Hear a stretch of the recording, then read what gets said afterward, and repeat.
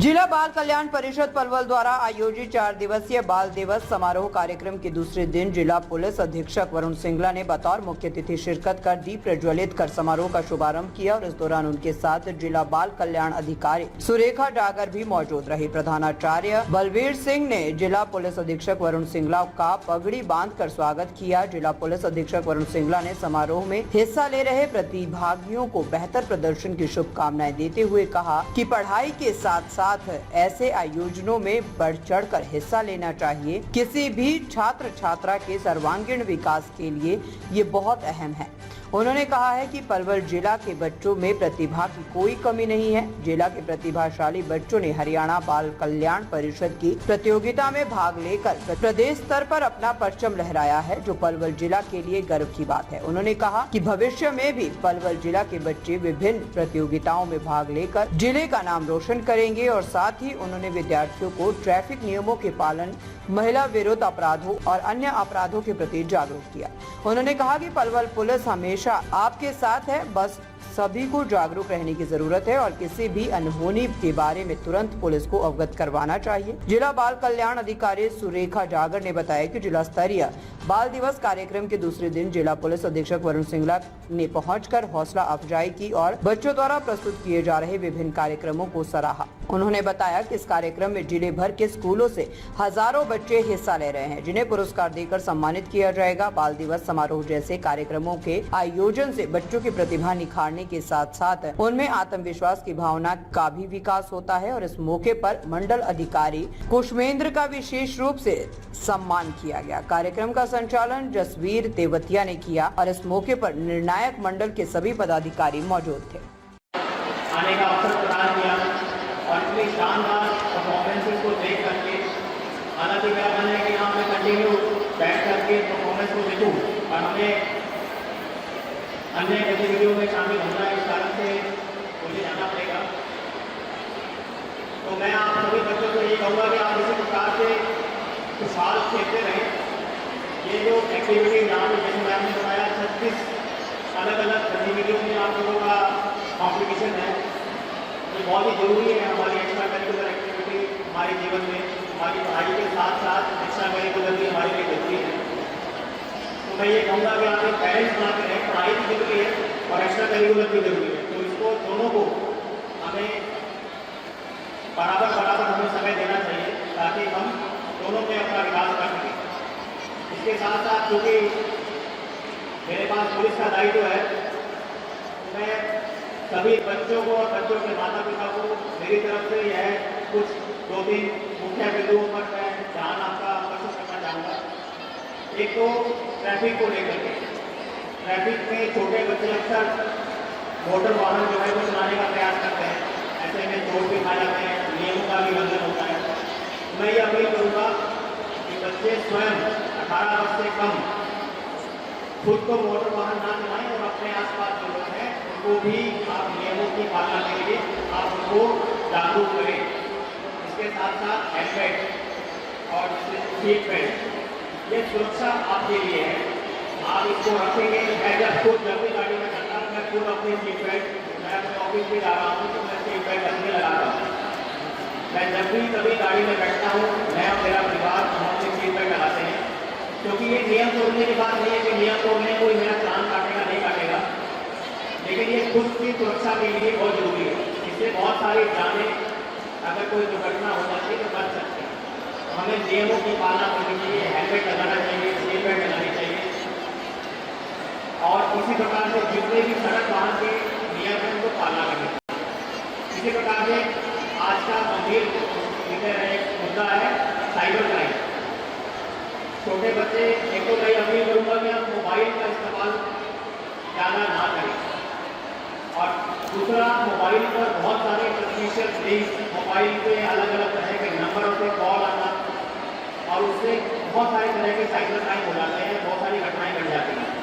तो हमें सतर्क रहकर डिजिटल वर्ल्ड में जागरूक रहकर हमें सतर्क रहकर हमें पार्टिसिपेट करना है और बच्चे मोबाइल का इस्तेमाल करें और अपने पेरेंट्स को जरूर इस बारे में ध्यान दें कि कोई भी suspicious link, suspicious unknown number को आप ध्यान से डील करें।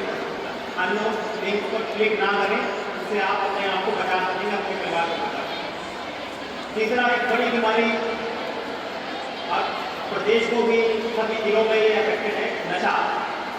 छोटी उम्र में जो बच्चे नशा कर रहे हैं, नशे से कहीं ना कहीं उनको ये आकर्षित करता है कि इसमें देखते हैं क्या होता है, और करते करते मजाक मजाक में वो इसके आदी हो जाते हैं।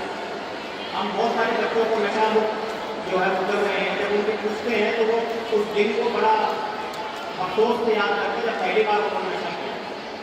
तो मैं ये अपील करूँगा कि ना केवल खुद बल्कि अपने साथियों को भी नशे से दूर रखें, और अगर आपको लगता है कि कोई कल 14 अक्टूबर को किया गया और आज बीते दिन माननीय आईपीएस श्री वरुण सिंघल जी द्वारा इसका उद्घाटन किया गया है। महोदय, मैं जिला बाल कल्याण परिषद पलवल और अपने सभी अध्यापक बंधु और बच्चों की तरफ से आपका स्वागत और अभिनंदन करना चाहूँगी। माननीय, मैं आपके नजर में लाना चाहूँगी कि यह बाल महोत्सव प्रत्येक वर्ष किया जाता है, जिसमें लगभग प्रतिदिन 1000 के करीब बच्चा पार्टिसिपेट करता है। इस बाल महोत्सव में 4 दिन में होने वाली लगभग 36 प्रकार की प्रतियोगिताएं, जिनमें 4 ग्रुप हैं, और इन 4 ग्रुप में छोटे छोटे नन्हे उन्हें बच्चों से लेकर 18 वर्ष तक के बच्चे प्रतियोगिता में पार्टिसिपेट करते हैं, जिसमें मैं यह कहने में बिल्कुल गुरेज नहीं करूँगी कि हरियाणा में ब्रिज का परचम भी लहराने वाले बच्चों को मैं इस मंच के माध्यम से धन्यवाद करना चाहूँगी, क्योंकि कहीं भी बच्चों की प्रतिभा और इसको प्रेरने में हरियाणा राज्य बाल कल्याण परिषद का एक मुख्य रूप से दाना में रहा है, और हमेशा ही बाल कल्याण परिषद बच्चों को एक मंच प्रदान करती है।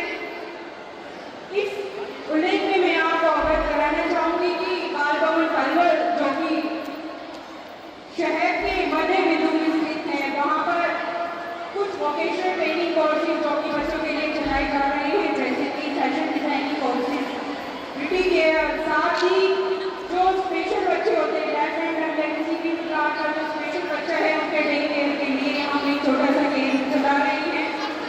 फ्यूचर में जो हमारी प्लानिंग है वो कंप्यूटर सेंटर की लाइब्रेरी, जैसा कि आपने देखा होगा कि भाई कोचिंग के लिए बच्चे पलवल से अन्य मुख्य शहरों में जाते हैं, जो कि फरीदाबाद और दिल्ली है। हम कोशिश करेंगे कि कहीं हमारे बच्चे इस प्रकार की कोचिंग प्रदान कराए जा सके। इससे पूर्व भी, कोरोना से पूर्व, हम लगभग 4 से 5,000 ऐसे बच्चों को कोचिंग दे चुके हैं, जिसमें लगभग हमारे 500 बच्चे जो बाल भवन के द्वारा कोचिंग में लिए गए, उन्हें सरकारी नौकरियां प्राप्त की हैं, और लगभग बाल कल्याण परिषद की तरफ से अब तक 10,000 के करीब महिलाओं को हम फैशन डिजाइनिंग के कोर्सेज की ट्रेनिंग दे चुके हैं, जो अपना स्वावलंबी बन गई है, और कुछ एक ऐसे उन्होंने केंद्र भी स्थापित किए हैं, और महिला सशक्तिकरण की तरफ ये हमारा अथक प्रयास रहा है कि महिलाएं अपना स्थान प्राप्त करें।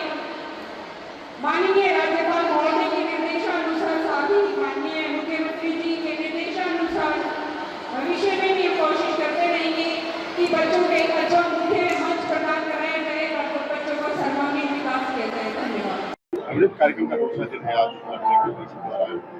आज जिला बाल कल्याण परिषद पलवल की तरफ से आप देखते दिन है, जिसमें माननीय आईपीएस वरुण सिंघल जी द्वारा आज का उद्घाटन किया गया, जिसमें आज स्केचिंग ऑन द स्पॉट और 3rd ग्रुप का जो ग्रुप डांस है, डिक्लेमेशन कॉन्टेस्ट यहाँ पर आयोजित किया जा रहा है। जैसे मैं आपको अवगत कराना चाहूँगी कि सर ने बहुत खुश हुए हैं सर, और सर ने खुद भी बताया कि भाई उन्होंने भी खुद बाल महोत्सव में पार्टिसिपेट किया है, और आज खुद को यहाँ पाकर वो बहुत अच्छा महसूस कर रहे हैं। और जैसे कि हरियाणा राज्य बाल कल्याण परिषद का प्रयत्न रहता है कि प्रत्येक बच्चे को मंच प्रदान किया जाए, और हमें भी आज बहुत गर्व महसूस हो रहा है कि भाई हमारे द्वारा मंच प्रदान किए गए बच्चे आज हमारे बीच एक अवसर के रूप में उपस्थित है।